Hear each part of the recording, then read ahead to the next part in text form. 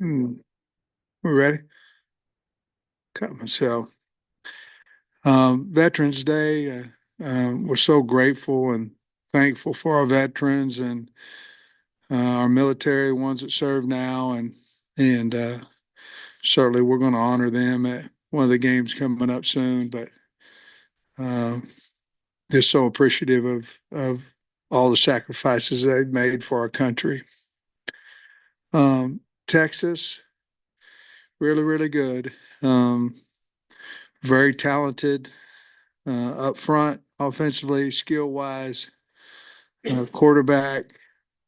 Got guys, they want to get the ball to the edge, put you on space.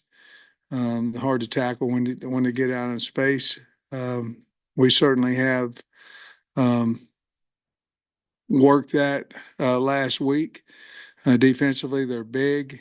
Uh, I'm not going to say simple. You know where they're going to line up. They remind me a lot of when I was at Georgia. The type schematics that they're running. That's what Georgia's defense did a lot. Basically, they're saying we're better than you. We're going to line up and whip your butt type mentality. But they have some very, very good players. I think their linebackers are very, very good and just really talented. Coach Sarkisian does a wonderful job with them. Certainly, since we played them the last time, they're quite a different team. Their talent level is certainly a lot um, faster, bigger than what they were the last time we played them in here. We do understand the rivalry, and we've tried to educate the kids on the rivalry. Um, we showed them tape on the 64 game. They chuckled a little bit. It wasn't quite as clear as nowadays tape. But Coach Hatfield running the punt back, and then the 69 game when I believe it was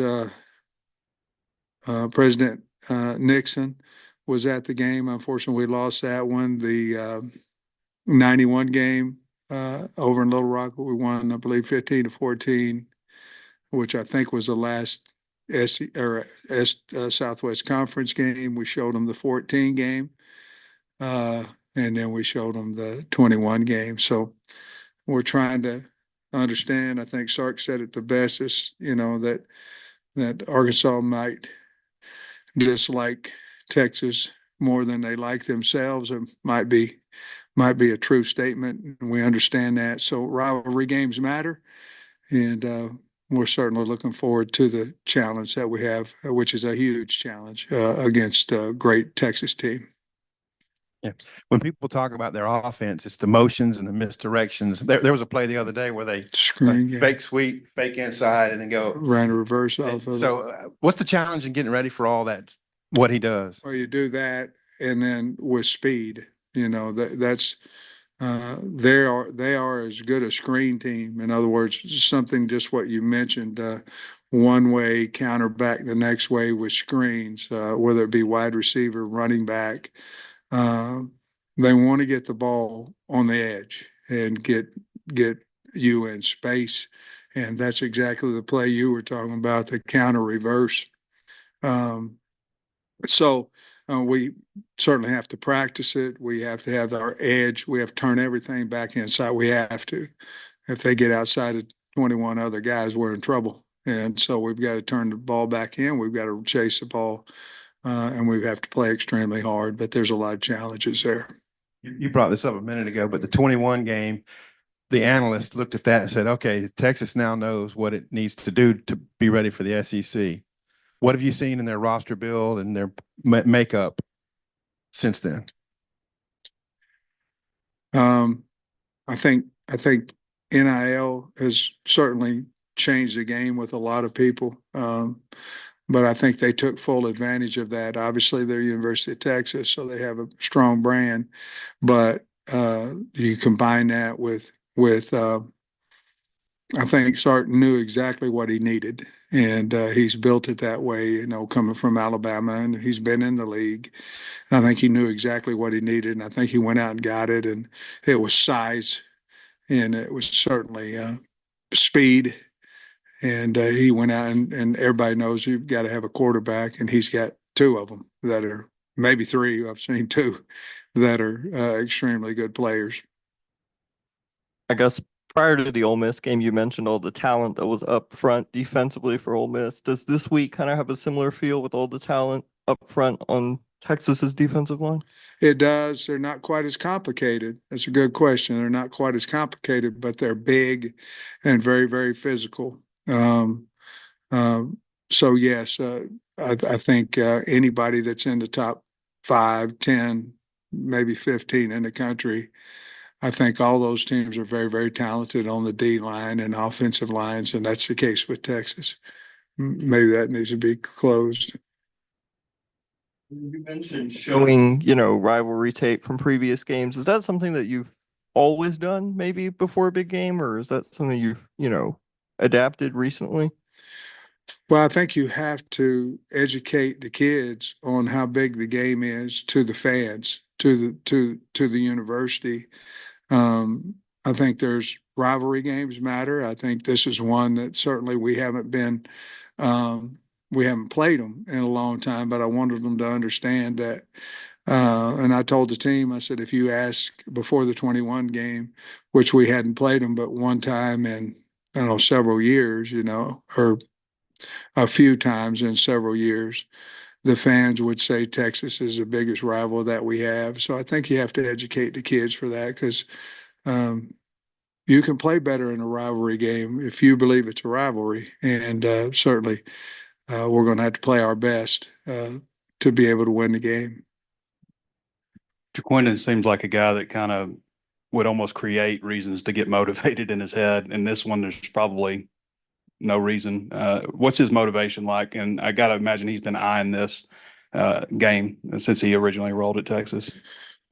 Well, I know it's a big game for him. He's from, the Dallas area, I guess.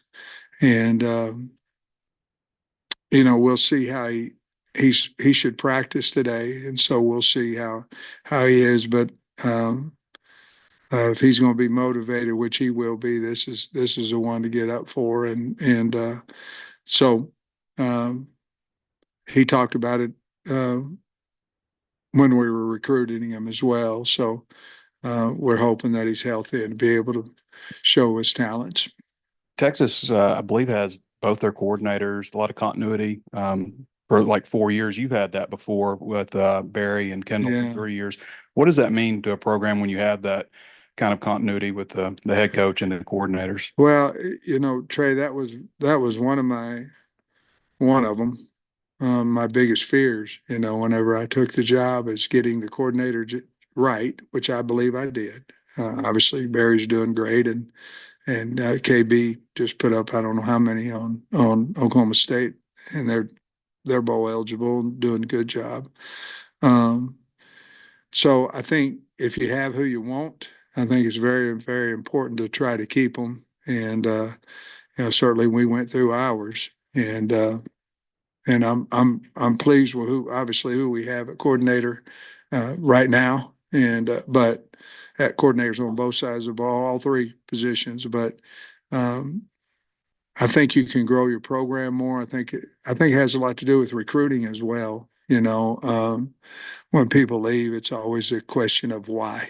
Why are they leaving, and it affects recruiting as well. And that stability with Kyle and them, I think that means a lot to any program, but especially at the University of Texas.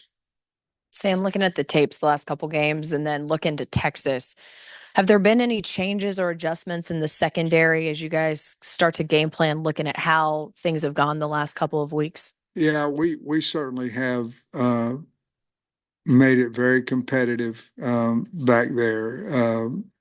If you asked me who was going to start at safety, I would say let's wait a couple more days.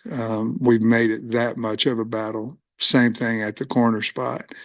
I think uh, you have to do that. If you'll lose your room if you don't. If you don't challenge with guys that are twos, they're going to be going, well, I just watched the tape, and maybe I should have an opportunity. And so we certainly are doing that, not just with, well, we may get you in the game with going out there first, with starting. And we've done that with at least 3 of the 5 positions, possibly 4. Point, maybe, did anything change after that Tennessee game that you maybe have seen on tape, or you felt like maybe guys were just out of place or out of assignment, or was there anything specifically that jumps out on why things were so different? I didn't think we played as hard against Ole Miss. Um, I did not feel that way against LSU. I thought that we played hard. I thought our matchup that night wasn't great. Nussmeier was really on, and so were the wide receivers. But we were 16-10 with 5 minutes left in the third with the ball. Um, Ole Miss was certainly a different story. It was almost like they knew exactly what we were going to do defensively and could combat it because Dart was certainly on. We couldn't get to him, and we had a hard time covering him. I think to answer your question, our concern is more about a trend that went last year and to this point. And last year, we didn't challenge. In other words, we didn't say, hey, let's put somebody, let's give another opportunity here. And this year we have. So, like I say before, we tried so many different things against Ole Miss that none of them seemed to work. But it all goes down to I just didn't feel like we played as hard as what we normally do. And we've got to certainly get back to that to have a chance. And you mentioned Jaquindon. You hope he practices today. Any updates on Talon, whether he was able to practice last week, and how's he looking right now? Tatum practiced every day last week, and I believe that he'll be fine. Braxton's going to practice today. We'll see how long he lasts or if he can go for an extended period of time. I think that's June Causer's beat up a little bit. I think that's about it. Braylon will be fine. He'll practice today. And you mentioned the struggles a little bit with some of the more veteran quarterbacks. How does Quinn Ewers maybe differ or be similar to Nussmeier and Dart? How you look at them, they're scary. They're dangerous at wide out and running back out of the backfield. And Ewers throwing the football. He has one of the fastest releases of guys I've seen. I mean, he can throw a bubble screen and it's out, it's halfway there, and you don't even see him throw it. I mean, he's really, really talented. He got an extremely strong arm. So there are some similarities there, and what are you gonna do? You're gonna try to cover, obviously. You're gonna try to get to him. You're gonna try to move the point. They're good enough offensive line wise where you're going to have to send some guys to get to him because he has such a quick release. And then therefore, when you do, you're going to have to be in some type of either zone 3 or man to man. And so we'll have to pick and choose our times there. But we have to mix it up on him, and we have to disguise better than what we have. And I think that goes back to your question a little bit. I think part of it is we've got to disguise our coverages better than what we have. How about just a thought, Coach, on a Sark team? What are a couple qualities that you feel like Sark teams tend to bring to the table? Explosive offenses. I mean, like I said before, the national championship one, he was OC at Alabama. I thought was the greatest called game I'd ever seen by an offensive coordinator. Perimeter explosiveness, and he uses his talent really, really well and has plenty of it. But I just think the guy's a mastermind offensively, and he'll be a huge challenge with the talent that he has as well.